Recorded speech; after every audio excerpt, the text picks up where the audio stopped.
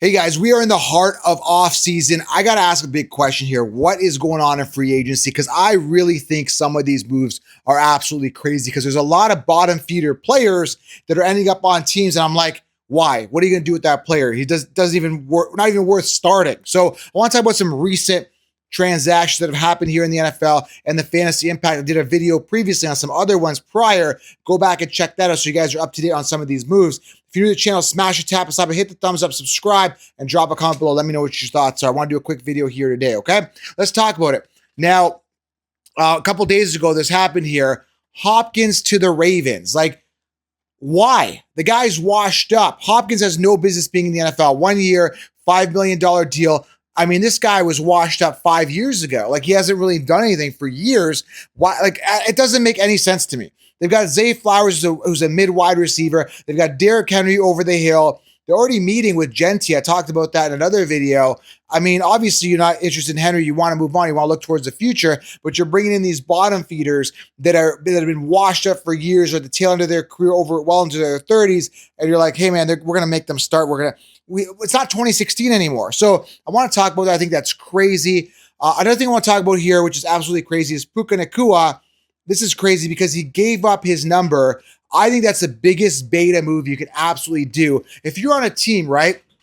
I'm on a team and I want to establish myself as the wide receiver one, and someone else comes in and says, hey, I'm going to take your number. He's like, well, no, it's okay because I'm going to go back to number 12 because that was my old college number. That is a cop-out. That is BS, okay? You never, ever give up your number. Period. You never do. You never give up your number, your jersey to another man. That is submitting. That is submissive behavior. You never, ever do that. So Puka Nacua, that is like the weakest thing you could do right now is give up your number. That's basically giving up your wide receiver one position to a washed up Davante Adams. Now, Davante Adams, he's crazy. He's just trying to ride it, try to find a Super Bowl win before he basically retires. So I'm not sold on Hopkins. I'm not sold on Adams. All these guys on the tail end of their career for fantasy football and reality, I tend to stay away from. Always look for the youth, look for the upside. Okay. Speaking of washed up, I do want to talk about Cooper Kupp as well being released.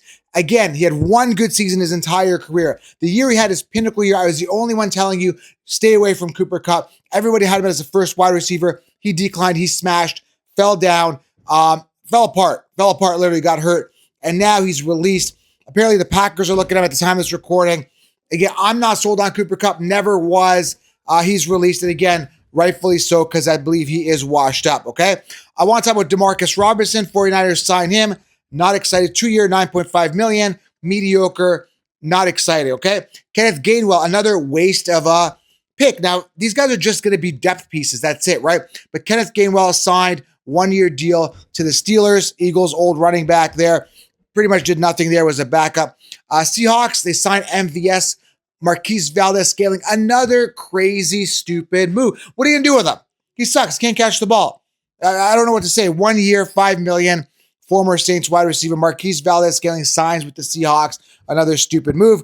A.J. Dillon, another stupid move. Again, depth pieces at best, but they've done nothing. Years to wow us, we're not out. Signs a 1 year deal with the Eagles. Rico Dowdle to the Panthers. Cowboys, I'm actually impressed. Cowboys is not a team that I like. I don't think they're a very smart team. They actually made a smart decision here, dumping off Rico because he's a subpar running back. Rico Dowdle to the Panthers, 1 year, $6.25 million. That's awesome. They bring in Javonte, which I think is stupid as well, but I think they're going to be drafting a running back. They have to draft a running back in that first round if they want to compete this year, okay? Because they don't have a running back. Javonte is not a true running back. He signs to the Cowboys. I think it's a $3 million some odd deal. 1 year. Go back, check my last video, but that's crazy. Here's another crazy one here. 49ers signed Mac Jones, another pointless signing. Like, what are you doing? Really?